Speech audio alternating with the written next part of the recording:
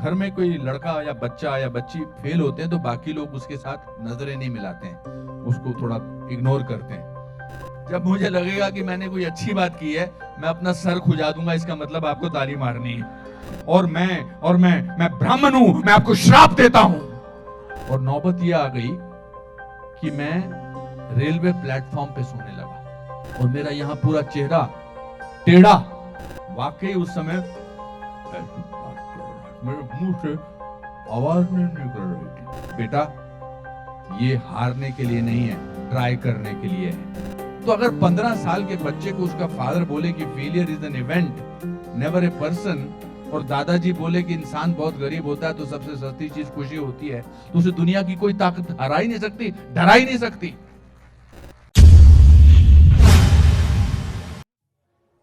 धन्यवाद मेयर साहब, आदित्य जी, स्वामी जी, मंच पर उपस्थित महानुभाव, सामने वाली लाइन में बैठे हुए इंपॉर्टेंट लोग और पीछे सबसे इंपॉर्टेंट लोग। मैं जब स्कूल में होता था या कॉलेज में तो सबसे पीछे ही होता था, सबसे पीछे होता था। मैं हमेशा जब इस तरह के फंक्शंस में आता हूं तो मुझे घबराहट इसलिए होती है क्योंकि मैं तो बिल्कुल ही अच्छा स्टूडेंट नहीं था। ये सच बात है, मेरे कभी 38% मार्क्स ज्यादा आए नहीं ऊपर, कभी भी नहीं। मुझे हमेशा लास्ट बेंच पे बैठने को मिलता था। पता नहीं क्या सोच के आदित्य जी आपने मुझे आज का चीफ गेस्ट यहां बुलाया है। मैं आपसे जानना चाहता हूं कि आप सब लोग पढ़े लिखे हैं, आप में से 50% मार्क्स से ऊपर कितने लोगों के आते हैं? अरे बाप रे बाप। 60% से ऊपर, 70% से ऊपर, इतने सारे, 80% से ऊपर, तब भी आप नीचे बैठे, मैं यहां खड़ा हूं।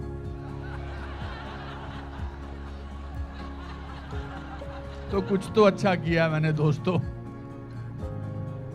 कुछ तो अच्छा किया है। मगर विनर आपने मैंने आपसे पूछा था कि आपने पहले से कैसे सोच लिया इसका नाम विनर रखने के लिए? भाई आपको शायद उम्मीद थी कि ये कामयाब होगा, क्योंकि रिस्क वाली बात है ना, विनर इंस्टीट्यूट बुलाना। और उसमें आपने एक वर्ड बोला जो मैडम बार बार बोल रही थी, जिद। तो आदमी जब जिद पे उतर आता है तो फिर उसके पास विनर होने के अलावा, विजेता होने के अलावा और कोई रास्ता ही नहीं होता, कोई रास्ता नहीं होता। क्योंकि तो आपकी कामयाबी को मैं प्रणाम करता हूं, मैं आपको मुबारकबाद देता हूं। और इंदौर के बारे में आपने बहुत अच्छा बोला, 6 बार इसे सबसे स्वच्छ शहर माना गया है। आपको मुबारक, अगले साल आपके यहाँ बहुत बहुत चीज़ें हो रही हैं, उसके लिए भी आपको शुभकामनाएं। मैं आपसे ऐसी क्या बात करूं कि जो आपने पहले सुनी ना हो। अभी मैंने अपनी ये शो रील जो आपने बनाई थी 7-8 मिनट की, इसको देख के मुझे बड़ा गर्व हुआ। मुझे लगा कि एक्टर तो मुझसे बेटर कोई है ही नहीं। ये बात तो सच है। मैं भूल गया हूं कि मैंने इतनी फिल्मों में काम किया है, और ये मैं अपनी तारीफ जो है अपनी जिद के लिए कर रहा हूं। ये जो तारीफ मेरी है ये सच के साथ है, क्योंकि मैं एक बहुत ही निम्न वर्गीय परिवार से आया हूं। निम्न वर्गीय परिवार अब बोला जाता है, पहले जब मैं पैदा हुआ था और जब मैं बड़ा हुआ, 2 ही किस्म के परिवार होते थे, गरीब या अमीर। अब अलग अलग नाम हो गए हैं, निम्न वर्गीय, lower middle class, upper middle class, economically deprived. But तब गरीब होते थे या अमीर होते थे, और शायद हिंदुस्तान के शहरों में भी कुछ इस तरह से, मगर फिर भी अब तो हिंदुस्तान बहुत तरक्की कर रहा है। मेरा जन्म 1955 में हुआ था, तो मैं अपने आप को हमेशा कहता हूं कि मैं देश से 8 साल छोटा हूं, और मुझे इस बात से बहुत अच्छा लगता है कि मैं और मेरा देश एक साथ बड़े हुए। मेरा देश 8 साल मुझसे बड़ा था, तो उसको मेरा भाई कह लीजिए, मेरी बहन कह लीजिए, भारत माता कह लीजिए, हम दोनों बढ़ते चले गए और हमने हिंदुस्तान की तरक्की साथ में देखी है, साथ में देखी है। 62 का वॉर जब हुआ तो मैं 7 साल का था, 65 का वॉर हुआ, 71 का वॉर हुआ, फिर देश में तब्दीली आई, देश में चीज़ें हुई, और आज हमारा देश जो है वो इकोनॉमिकली 5वें स्तर पर आ गया है, और अगले 15 सालों में हम नंबर 1 पे होंगे ही होंगे। ये मैं लिख के कहना चाहता हूं आपको।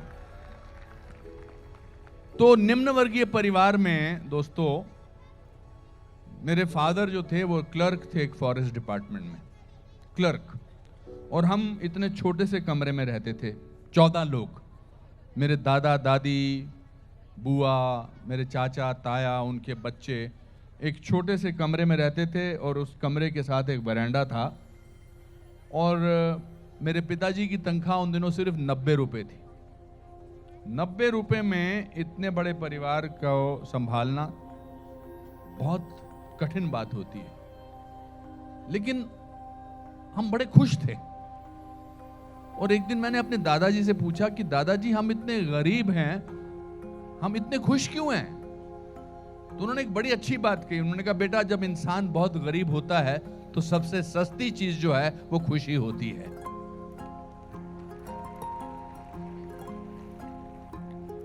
एक मैं आपका काम थोड़ा आसान कर दूं, आप बहुत देर से तालियां मारते हैं, थोड़े थक गए होंगे। जब से मैं आ रहा हूं पीछे से सुन रहा हूं तालियां मार रहे हैं, आप बहुत बेचारे थक गए होंगे। जब मुझे लगेगा कि मैंने कोई अच्छी बात की है, मैं अपना सर खुजा दूंगा, इसका मतलब आपको ताली मारनी है। इसकी एक रिहर्सल करते हैं, चलिए। अभी असली में खुजली हो गई। तो दादाजी ने ऐसा बोला कि जब इंसान बहुत गरीब होता है तो सबसे सस्ती चीज खुशी होती है। मैं पढ़ाई में, मैंने बताया कि मुझे पढ़ने का, मुझे लगता था कि लास्ट में जो 10 दिन एग्जाम से पहले पढ़ना चाहिए, उससे पहले मैं घूमता रहता था, पढ़ाई में दिन नहीं लगता था, कोई बोलने वाला नहीं था, बिकॉज माँ मेरी सुबह से लेकर रात तक काम करती थी, इतने लोगों का खाना बनाती थी। पिताजी सुबह 7:30 बजे निकल जाते थे, 13 किलोमीटर पैदल चल के ऑफिस पहुंचते थे, सारा दिन वहाँ काम करते थे, फिर 13 किलोमीटर वापस चलकर वो वापस घर आते थे 8 बजे के करीब। तो किसी ने, मुझे पिताजी ने कभी नहीं कहा कि तू क्या पढ़ता है। तो पढ़ाई में बिल्कुल अच्छा नहीं था मैं, और खेल कूद में भी उतना अच्छा नहीं था मैं। एक दिन इनफैक्ट मेरा पीटी टीचर मुझे दौड़ता हुआ देख के बोला, रुक जा, तू अकेला दौड़ेगा तब भी सेकंड आएगा।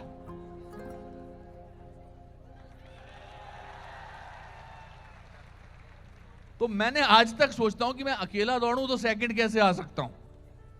तो कहने का तात्पर्य है कि मेरी ऐसी कोई खासियत नहीं थी कि जिसको लोग देख के कह सकें कि यार ये आगे जाके कुछ महान इंसान बनने वाला है या कुछ बनने वाला है। भूल जाइए महान को तो। लेकिन मुझे सपने देखने का बहुत अच्छा दिल लगता था। दिन में मैं चाहता था कि मैं देखता था, कोई फिल्में देखने जाता था, मैं सोचता था कि आज मैं भी इस तरह कुछ बनूंगा या मैं मशहूर बनूंगा। कोई प्लानिंग नहीं थी, कोई ऐसा नजर नहीं आ रहा था कि कैसा होगा, कोई भी पॉसिबिलिटी नहीं थी कि एक क्लर्क का बेटा जिंदगी में कुछ कर सकता है। लेकिन सबसे पहला जो काम होता है, मुझे लगता है, या सबसे पहली जो मेरे लिए काम आई चीज, वो थी कि मुझ में सपने देखने की एक बहुत ही ज्यादा शक्ति थी कि कुछ होगा, कुछ तो करना चाहिए कि जिंदगी में कुछ तो होना चाहिए। फिर जब मैंने ग्रेजुएशन कर लिया, अच्छा मेरा पहला नाटक वाटक जो बोलते हैं ना कि बचपन में कि होनहार बिरवान के हो चिकने चिकने पात, कि जी बचपन से ही आदमी एक्टर के लक्षण नजर आते हैं। मेरा तो ऐसा बिल्कुल लक्षण नजर नहीं आया था। मैं इसलिए आपसे अपने फेलियर की चीजें शेयर करना चाह रहा हूं कि फेलियर जो है ना, वो बहुत जरूरी चीज है कामयाबी के लिए, बहुत जरूरी है। आजकल के दौर में खास तौर पर फेलियर को लेके बहुत डराया जाता है, बहुत डराया जाता है कि फेलियर हो जाएंगे। मेरे ट्विटर पे 5000 फॉलोअर्स हैं, तेरे फेसबुक पे 5000 हैं, मेरे 200 हैं, तेरे 300 हैं, मेरे इतने हैं, मेरे इंस्टाग्राम्स को इतने लाइक्स मिले, तेरे तो हर मौके पर, हर कदम पर आपको बताया जाता है कि आपसे कोई बेटर कर रहा है। There is somebody who is doing better than you. तो इसलिए मेरे लिए अपनी सक्सेस के बारे में, या जो मेरे लिए यहाँ पर ये दिखाया गया, ये बहुत अच्छी बात है। मैं बहुत गर्व महसूस करता हूँ। मैंने जैसा कि बताया, मुझे बड़ा अच्छा लगा। लेकिन यहाँ तक पहुँचने के लिए मैंने सक्सेस ज़्यादा नहीं देखी, फेलियर ज़्यादा देखे हैं। लेकिन मैं फेलियर से कभी हारा नहीं, और उसके पीछे एक बड़ी अच्छी कहानी है। पर मैं बता रहा था उससे पहले कि नाटक जो होते हैं, जो ये जो एक्टर जो होता है कि पैदाइशी एक्टर होता है, बिल्कुल गलत है। अगर मैं आपको अपने पहले नाटक की कहानी सुनाऊं तो आपको लगेगा कि इनको तो कभी एक्टर बनना ही नहीं चाहिए था। तो मैं 5th स्टैंडर्ड में था जी। 5th स्टैंडर्ड में जैसे आपके इंस्टीट्यूशन में आई डोंट नो प्लेज होते हैं, नाटक होते हैं कि नहीं, प्राइज डिस्ट्रीब्यूशन होता है। जैसे आज ये फंक्शन हो रहा है 5वीं सालगिरह का, तो वैसे ही हमारे 5th स्टैंडर्ड में जब मैं था तो हमारे स्कूल में प्राइज डिस्ट्रीब्यूशन था। तो एक प्ले चुना गया करने के लिए, एक नाटक चुना गया करने के लिए। हमारी क्लास टीचर थी मिसेस बजाज, उन्होंने एक प्ले चुना और प्ले का नाम था पृथ्वीराज चौहान। और चूंकि मैं क्लास में सबसे गोरा लड़का था, मेन रोल मुझे मिला इसी क्वालिफिकेशन की वजह से, और कोई क्वालिफिकेशन नहीं थी कि ये गोरा है, शायद राजा गोरे होते हैं। पर मैं बहुत पतला था। अंग्रेजी में एक बात बोलता हूं कि मैं I was so thin that I could see through a key hole with both my eyes. मैं इतना पतला था कि जिस दिन ज्यादा हवा चलती थी, मेरी माता मेरा बस्ता जो था वो भारी कर देती थी ताकि मैं हवा में उड़ना ना शुरू कर दूं। तो मैं बन गया पृथ्वीराज चौहान, पतला दुबला, और एक दूध वाले का बेटा नंद किशोर बन गया जयचंद। पृथ्वीराज चौहान की कहानी कुछ ऐसी थी नाटक की कि पृथ्वीराज चौहान को जयचंद की बहन संयुक्ता से प्यार हो जाता है, और उसको पाने के लिए ले प्यार के नाम पे देखो पागल हो गए सारे, हट नटखट। तो प्ले में पृथ्वीराज चौहान को जयचंद की बहन संयुक्ता से प्यार होता है, और उसको पाने के लिए मुझे उससे जयचंद के साथ तलवार से लड़ाई लड़नी थी। ये नाटक जैसे कि स्कूल के नाटक होते हैं, बहुत ही इमेच्योर और बहुत ही कोई प्रोफेशनलिज्म नहीं होता। तो मैंने अपने पिताजी को कह दिया कि पिताजी मैं नाटक कर रहा हूं। उन्होंने कहा जीतता कौन है? मैंने कहा मैं जीतता हूं। अच्छा बोल, नाटक करके बताओ। तो उसमें मेरा एक डायलॉग था, चला जा ना बकवास कर तू। जयचंद का जो एक्टर का नाम था नंदू था, नंदू। तो नंदू गिर, तो उसको 3 बार गिरना था। तो जब पर्दा उठा तो मैंने देखा कि एक तरफ खेर खानदान के सारे चमकते सितारे बैठे हुए थे, पतले पतले, फॉरेस्ट के क्लर्क के, टीचर वगैरह वगैरह, और दूसरी तरफ नंद किशोर का पूरा परिवार बैठा था, दूध वाले, मोटे हट्टे कट्टे डोले शोले वाले, मूंछों वाले। तो पहले डिवाइड हो चुका था, पर मैं तो रिलैक्स था, मुझे पता था कि प्ले में मुझे जीतना है।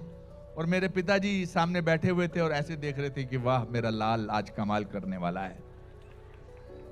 तो जब नाटक शुरू हो गया तो मैंने पहला डायलॉग बोला, और तलवार से ऐसे ऐसे लड़ रहे थे कि चला जाना बकवास कर तू नंदू गिर। तो नंदू गिर गया पहली बार। दूसरी बार बोला कि चला जाना बकवास कर तू नंदू गिर, नंदू फिर गिर गया। जब मैंने तीसरी बार बोला चला जा, सडनली ऑडियंस में से नंद किशोर का बाप खड़ा हो गया और बोला नंदू अब के गिरा तो घर ना आइयो। उसके बाद इतिहास पलटा, नंदू पलटा, और नंद किशोर ने उठाकर अनुपम खेर को मैं अपने पिताजी की गोद में फेंक दिया। तो पिताजी भी बड़े परेशान थे। तो मुझे लगा कोई बात नहीं, मैंने मेन रोल किया है तो आज बेस्ट एक्टर का अवार्ड तो मुझे मिलेगा ही मिलेगा। तो जब प्राइज डिस्ट्रीब्यूशन शुरू हुआ तो बेस्ट एक्टर का अनाउंसमेंट हुआ, मुझे नहीं मिला। फिर बेस्ट सपोर्टिंग एक्टर का मुझे नहीं मिला। कॉन्सोलेशन प्राइज नंद किशोर को मिला मुझे फेंकने के लिए। तो मुझे बड़ा निराश हुआ। मैं घर पे आके बैठा था, मैं छोटा सा कमरा था, तो उधर कोई, जब घर में कोई लड़का या बच्चा या बच्ची फेल होते हैं तो बाकी लोग उसके साथ नजरें नहीं मिलाते हैं, उसको थोड़ा इग्नोर करते हैं। तो शाम का वक्त था, मेरे पिताजी कमरे में आए। उन्होंने एक पीले रंग के जंगली फूलों का एक गुच्छा बाहर से तोड़ के लाए थे और उन्होंने मुझे वो देते हुए कहा, बेटा ये हारने के लिए नहीं है, ट्राई करने के लिए है, तू जीता मेरे लिए।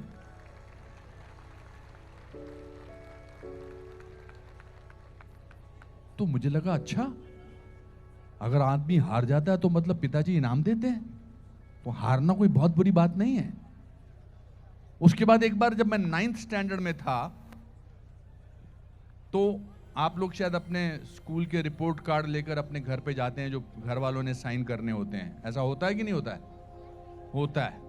तो 9th का मैं रिपोर्ट कार्ड लेकर अपने घर में गया और पिताजी को बोला कि इस पे साइन कर दो। पिताजी, और जल्दी में बोला, जब 7:45 निकलने वाले होते थे तो मैंने कहा पिताजी साइन कर दो, मगर उन्होंने देख लिया और बोले तू अपनी क्लास में 59th आया है? मैंने कहा हाँ जी। बोला टोटल कितने स्टूडेंट है? मैंने कहा 60। तो मुझे लगा अब ये डांटेंगे, गुस्सा होंगे, लेकिन उन्होंने एक पॉज लेके बोला, बेटा एक बात तो है, जो अपनी क्लास में फर्स्ट आता है उसको हमेशा टेंशन रहती है कि मुझे फर्स्ट आना है। वो सेकंड भी आता है तो उसको लगता है उसका डिमोशन हो गया है। लेकिन जो 59th आता है वो 48th आ सकता है, 36th आ सकता है, 25th आ सकता है, 19th आ सकता है। एक काम करना, अगली बार 48th आ जाना। और एक बात याद रखना, उन्होंने कहा कि failure is an event, never a person.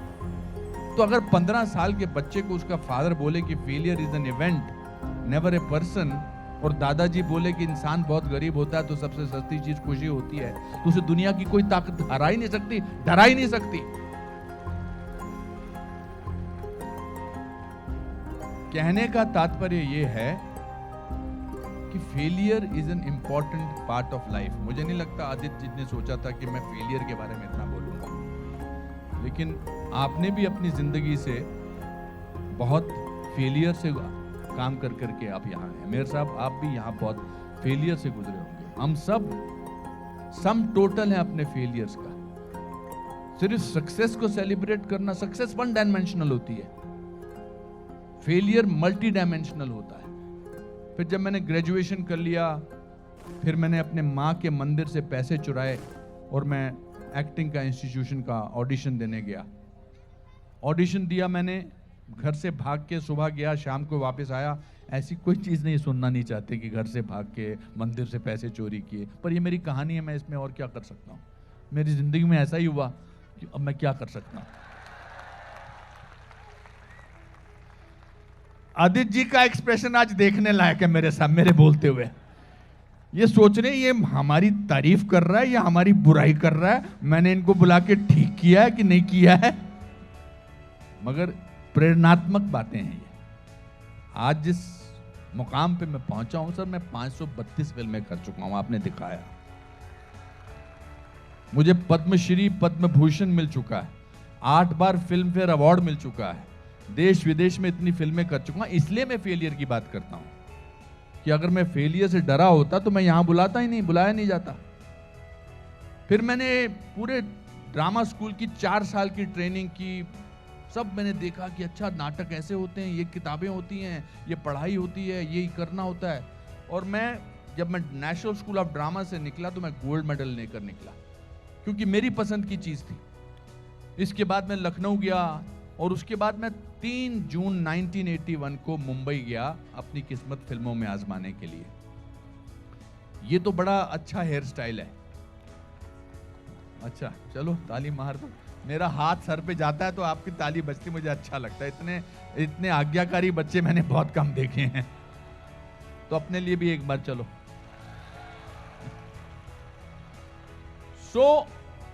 जब मैं 3 जून 1981 को मुंबई पहुंचा तो मेरे आधे बाल यहां से गए थे, आधे बाल यहां से गए थे, पतला था। तो लोग मुझे कहते थे, जो मैं प्रोड्यूसर्स डायरेक्टर्स को मिलने जाता था, आप कैसे एक्टर बन सकते हैं जी, आपके तो बाल ही नहीं है। मैंने कहा बालों का एक्टिंग से क्या लेना देना जी, मैं तो अपने स्कूल से, मैं तो नेशनल स्कूल ऑफ ड्रामा से गोल्ड मेडलिस्ट हूं। नहीं नहीं नहीं नहीं, हमारी हिंदी फिल्म में हीरो के बाल होने चाहिए जी। फिर उसके बाद काम मिला नहीं, 1-2 नाटक करता था, जितने थोड़े बहुत पैसे इकट्ठा किए थे वो सब खत्म हो गए। और नौबत यह आ गई कि मैं रेलवे प्लेटफॉर्म पे सोने लगा। बैंड्रा ईस्ट में प्लेटफॉर्म पे 27 दिन मैंने 27 रातें काटी मेरे पास। और वो प्रॉब्लम क्या था कि हमारी लोकल ट्रेन रात को 1:40 पर आखिरी ट्रेन जाती थी और पहली ट्रेन 4:40 पे शुरू होती थी, तो मुझे वही 3 घंटे मिलते थे सोने के लिए। वो भी उसमें कभी पुलिस वाला जगा देता था, कभी कोई चौकीदार जगा देता था। और मैं पढ़ा लिखा इंसान, नेशनल स्कूल ऑफ ड्रामा का स्नातक, और सो रहा हूं रेलवे प्लेटफॉर्म पे। तो डबल लेवल पर बेइज्जती होती थी, डबल लेवल पर। एक तो इंसानी बेइज्जती, एक पढ़े लिखे इंसान की बेइज्जती। तो मैंने अपने दादाजी को खत लिखा। उन दिनों खत लिखे जाते थे। संयुक्त परिवार में रहने के फायदे बड़े होते हैं। संयुक्त परिवार में आपका रिश्ता जो है अलग बनता है, आपको बहुत कुछ सीखने से मिलता है। तो मैंने दादाजी को खत लिखा। मैंने कहा, दादाजी ये गलत है, मैं तो शहर छोड़ के जा रहा हूं, मुंबई मुझे डिजर्व नहीं करता है, मैं इतनी बेइज्जती महसूस कर रहा हूं, इतना मेरा कोई वैल्यू नहीं है लाइफ में, मैं जाना चाहता हूं, मैं शिमला चला जाऊंगा, लखनऊ चला जाऊंगा, दिल्ली चला जाऊंगा, मगर मैं यहां नहीं रह सकता, मैं रेलवे प्लेटफॉर्म पे नहीं सो सकता। तो उन्होंने मुझे खत लिखा, उसमें एक लाइन कमाल की लिखी उन्होंने लिखा, बेटा तूने बहुत मेहनत की है, तेरे माँ बाप ने अपने बर्तन बेचे हैं, अपनी घड़ी बेची है, अपने जेवर बेचे हैं तुझे यहाँ तक पढ़ाने के लिए, तू 2-3 साल रुक चुका, 2 साल 1.5 साल रुक चुका यहाँ पर, मत जा वापस। एक बात याद रख, भीगा हुआ आदमी बारिश से नहीं डरता।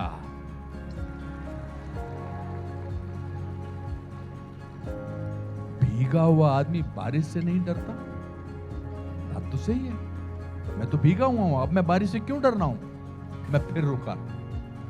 फिर मुझे भट्ट साहब, महेश भट्ट साहब ने सारांश दी। मैं 28 साल का था और मैंने पहली फिल्म 65 साल के बूढ़े का रोल किया, क्योंकि मुझे पता था अगर मैं ये रोल करूंगा तो मैं आगे के 50 साल निकाल सकता हूं। इतना जबरदस्त रोल था वो। और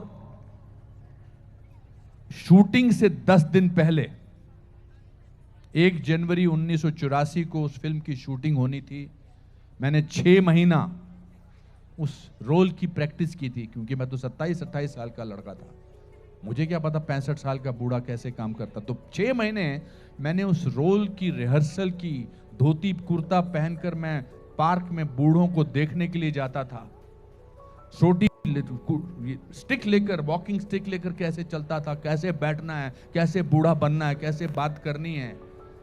और 20 दिसंबर 1983 को मेरा एक दोस्त आया और बोला कि मैंने एक अफवाह सुनी है, प्रोड्यूसर्स ने तेरे को फिल्म से निकाल दिया है।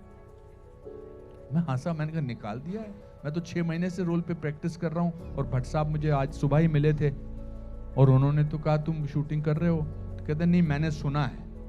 तो मैंने साथ में अपने राशन की दुकान पे जाकर भट्ट साहब को फोन किया। मैंने कहा भट्ट साहब ये क्या मैं अफवाह सुन रहा हूं कि मुझे फिल्म से निकाल दिया? बोले हाँ हाँ बेटा, वो क्या है ना कि राजश्री प्रोडक्शन वाले वो एक एस्टैब्लिश्ड एक्टर चाहते हैं और उन्होंने इसलिए संजीव कुमार को साइन कर लिया है, और तू नहीं है, पर तू दूसरा रोल कर ले, वो छोटा सा एक रोल है दूसरे बूढ़े का। मुझे यकीन ही नहीं हुआ कि जिस आदमी ने मुझे ये रोल दिया है और मैं 6 महीने से इस रोल की मशक्कत कर रहा हूँ, 6 महीने से मैं इस रोल पे मेहनत कर रहा हूँ, वो एक झटके में मुझे फिल्म से निकाल दिया। फिर मैंने अपना सामान बंद कर लिया, पैक किया, और मैंने कहा अब मैं शहर में नहीं रहना चाहता। मैंने अपना सामान पैक किया, मैं टैक्सी लेकर रेलवे स्टेशन जा रहा था। सडनली मुझे अपने दादाजी की एक बात याद आई। वो कहते थे कि अगर आप दुनिया में किसी के भी बराबर के होना चाहते हो तो उससे किसी बात की अपेक्षा मत करिए, कुछ उससे एक्सपेक्ट न करिए। फिर मुझे लगा कि अब तो मुझे महेश भट्ट साहब से कुछ नहीं चाहिए, अब मैं उनसे जाकर बोल सकता हूं कि मैं उनकी इस फैसले के बारे में क्या सोचता हूं, अब मुझे कुछ नहीं चाहिए। मैंने टैक्सी वाले को कहा कि टैक्सी वाले भाई मुझे तो उनके घर पर ले चले। वो अपनी 6ठी मंजिल पे रहते थे, लिफ्ट नहीं काम कर रही थी। और आदमी कहते ना जब गुस्सा आता है तो एक अजीब सी शक्ति आती है। मैं चलता 6 फ्लोर पे पहुंचा, उन्होंने दरवाजा खोला और बड़े ऐसे बोले, अरे वाह वाह अनुपम, तुमने अच्छा फैसला किया वो दूसरा छोटा रोल करने का। समझते हो ना कि संजीव कुमार तो बहुत बड़ा एक्टर है, तुम उसके साथ काम करोगे तो तुम्हारा भी फायदा होगा। मैंने कहा 1 मिनट भट्ट साहब। मैं उनको उनके घर की खिड़की के पास ले आया। मैंने कहा भट्ट साहब वो नीचे टैक्सी देख रहे हैं? इसमें मेरा सामान है। बोले क्यों, ये क्यों सामान लेके? मैंने कहा नहीं, मैं ये शहर छोड़कर जा रहा हूं, हमेशा हमेशा के लिए जा रहा हूं। लेकिन जाने से मैं आपको बताना चाहता हूं कि आप दुनिया के 1 नंबर के फ्रॉड हैं, आप चीट हैं। और मैं रो रहा था, गालियां दे रहा था उनको, बड़ी बड़ी गालियां, रोते रोते। और मैं कह रहा था कि आप में इतनी हिम्मत नहीं, आप सच पे फिल्म बना रहे हैं और आपके अंदर तो सच है ही नहीं। मैं 6 महीने से रिहर्सल कर रहा हूं और अब आप मुझे कहते हैं कि मैं दूसरा छोटा रोल कर लूं, संजीव कुमार ये रोल करेंगे। मैं मानता हूं कि संजीव कुमार बहुत अच्छे एक्टर हैं, लेकिन ये रोल मुझसे बेटर नहीं कर सकते हैं। और जब आदमी को गुस्सा आता है तो वो सोचता है कि लास्ट की लाइन बड़ी पावरफुल होनी चाहिए। मुझे वो लाइन नहीं मिल रही थी, तो मैंने कहा तो मैं चाहता हूं कि आप 6 महीने और मैं ब्राह्मण हूं, मैं आपको श्राप देता हूं। और मेरा दिल कर रहा था कि मेरे हाथ से कुछ चिंगारियां वगैरह निकलें नहीं निकल रही थी। मैं रो रहा था, बेबस था, उदास था, तकलीफ में था, परेशानी में था। और मैं कह के ये निकल पड़ा। जब मैं टैक्सी में बैठने लगा तो भट्ट साहब खिड़की से चिल्लाए, और ऊपर आ जा। मैंने कहा नहीं आ रहा हूं, ऐसे कुछ शराब दे रहा था। अरे ऊपर आ जाओ। मैं फिर ऊपर चढ़ा और उन्होंने फिर राजश्री प्रोडक्शंस को फोन किया और उन्होंने कहा कि इस लड़के ने जो इस समय सीन किया है, अब तो ये रोल यही करेगा, कोई और नहीं कर सकता है। और इसको कहते हैं रेस्ट इज हिस्ट्री। अगर मैं उस दिन उनके घर ना गया होता और उनको श्राप व्राप देने की धमकी ना दी होती, या रोया ना होता, बिलखा ना होता, तो आज मैं यहां पर मुख्य अतिथि के रूप में नहीं होता, कहीं बैठा होता शिमला में या दिल्ली में। तो इसीलिए कहते हैं कि कुछ भी हो सकता है। और फिर इन 38 सालों में 530 फिल्में, अलग अलग किस्म के काम और अलग अलग चीजें। ये ऐसा नहीं कि ये 38 साल बड़े आसान थे, इन 38 सालों में भी बहुत उतार चढ़ाव आए। अभी आपने हम आपके हैं कौन की क्लिप को देखा। इनफैक्ट आपने वही सीन दिखाया जिस सीन के बारे में मैं आपको बताना चाहता हूं। एक दिन मैं सुबह उठा तो मैंने देखा कि मेरा चेहरा टेढ़ा है। मैं ब्रश किया तो ब्रश की झाग जो है वो अपने आप ही निकल रही थी मेरे साइड से। तो मैं अपने यश चोपड़ा जी के घर गया, जो मेरे बड़े अच्छे मित्र थे। उन्होंने मुझे देखा, उन्होंने कहा अनुपम ये डॉक्टर को दिखा, कुछ गड़बड़ है, तेरा चेहरा लेफ्ट में जा रहा है। मैं डॉक्टर सिंगल साहब के पास गया। डॉक्टर साहब ने मुझे देखा और उन्होंने कहा बेटा आपको फेशियल पैरालिसिस हो गया है, आपके चेहरे पर पैरालिसिस है, आपका चेहरा पूरा टेढ़ा हो गया है, आप घर जाइए और 2 महीने के लिए आप कुछ मत करिए सिवाय आराम के। तो उस दिन हम आपके हैं कौन के इसी सीन की शूटिंग शुरू होने वाली थी जो आपने अभी देखा, मौसी जी मौसी जी। पहला दिन था उसका, 25-30 एक्टर्स खब तैयार बैठे थे, इतना बड़ा सेट लगा था। पर वो मुझे डॉक्टर साहब कह रहे थे कि आज तो बेटा आप नहीं कर सकते, आप जाइए। आप लोग जानते हैं कि एक्टर्स के चेहरे पर छोटा सा पिंपल भी निकल आता है तो वो शूटिंग वूटिंग कैंसिल कर देते हैं। और मेरा यहां पूरा चेहरा टेढ़ा। मैं किसी का मजाक नहीं उड़ाना चाहता, लेकिन मैं वाकई उस समय ऐसी बात कर रहा, मेरे मुंह से आवाज नहीं निकल रही थी, तकलीफ में था। जब मैं गाड़ी में बैठा तो मैंने सोचा कि अगर आज मैं घर चला गया और 2 महीने तक घर बैठा रहा तो मैं पूरी जिंदगी ऐसे ही गुजारूंगा, हमेशा डर डर के घर में रहकर। आज मेरा एक किस्म की चेतावनी है, एक किस्म का टेस्ट है। मैं उसी चेहरे के साथ पहुंच गया फिल्मिस्तान स्टूडियो में और मैंने अपने सारे एक्टर्स को इकट्ठा किया। सूरज बरजातिया जी को इकट्ठा किया, सलमान, माधुरी, मोनीश बहल, उनको मैंने अपने चेहरे का हाल बताया। मैंने कहा ये मेरा चेहरे का हाल है, पर मैं शूटिंग करने को तैयार हूं अगर आप लोग तैयार हैं। तो सूरज बरजातिया ने मुझे कहा कि कोई बात नहीं, अगर सेट तोड़ना पड़ेगा हम तोड़ने को तैयार हैं, आप 2 महीने बाद शूटिंग करिए। मैंने कहा नहीं, मैं करना चाहता हूं। आज उस सीन का कोई भी क्लोजअप नहीं है क्योंकि मेरा चेहरा टेढ़ा था, लेकिन उसने मुझे ताकत दी। जब आप अपने आप की सीमाओं को लांघ कर बाहर आगे पहुंचते हैं तो आपको लगता है मैं तो ये भी कर सकता हूं। तो इन 38 सालों में बहुत कुछ देखने को मिला, बहुत कुछ सुनने को मिला, कश्मीर फाइल्स मेरी जिंदगी की सबसे इंपॉर्टेंट फिल्म, क्योंकि मैं खुद एक कश्मीरी ब्राह्मण परिवार से आता हूं और मेरे खुद के रिश्तेदारों ने वो सब तकलीफें देखी हैं।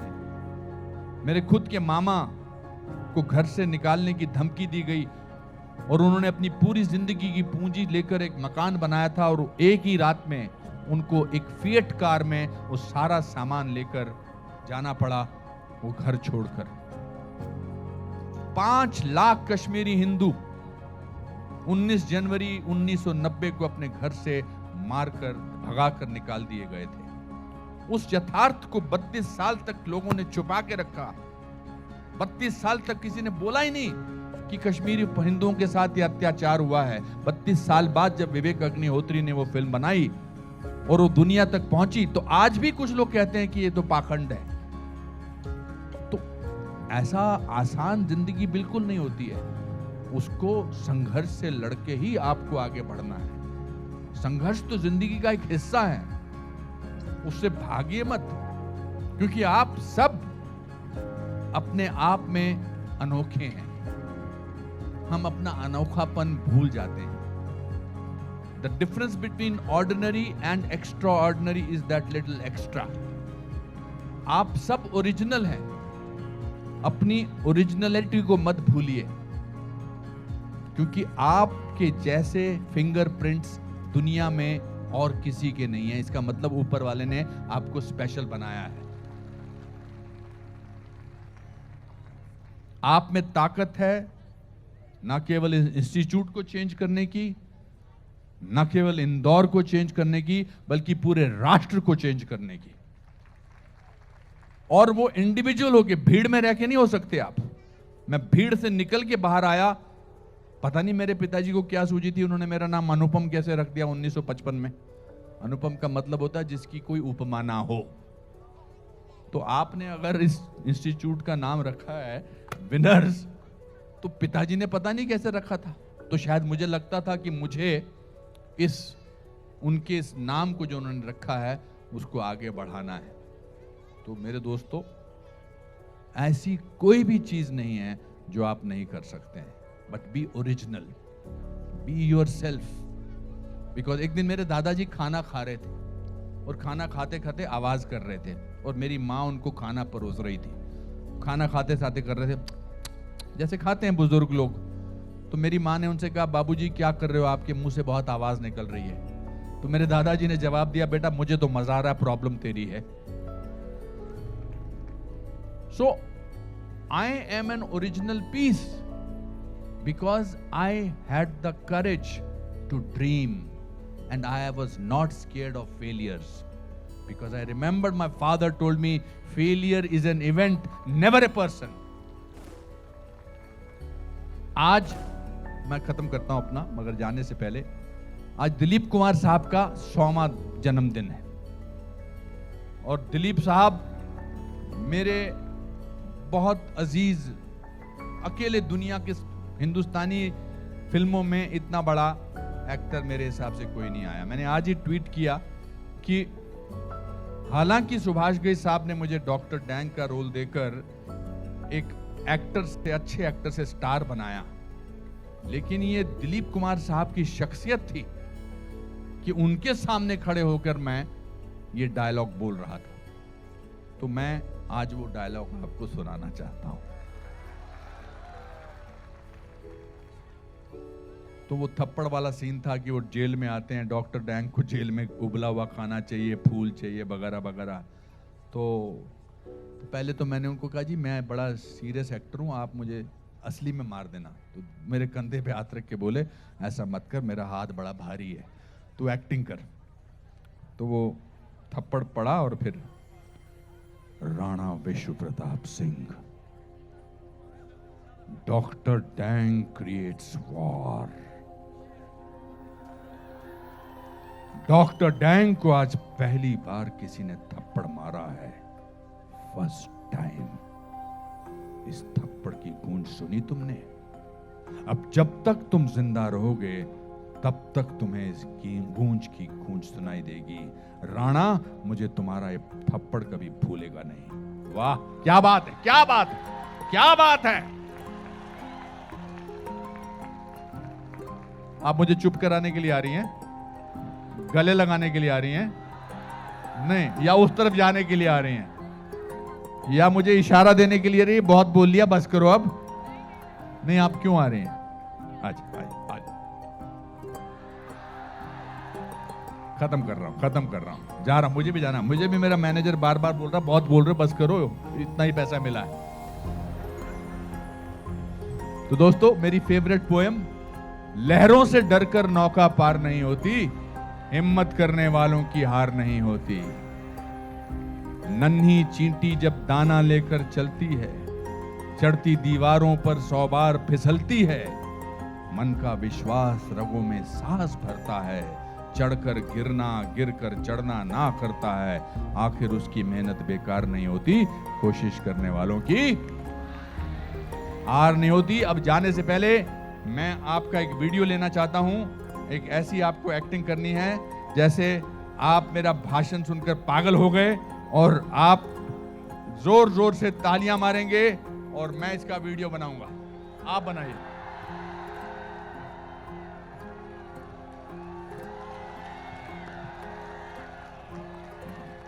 भारत माता की, भारत माता की, वंदे वंदे वंदे, जय हो। वाह वाह वाह।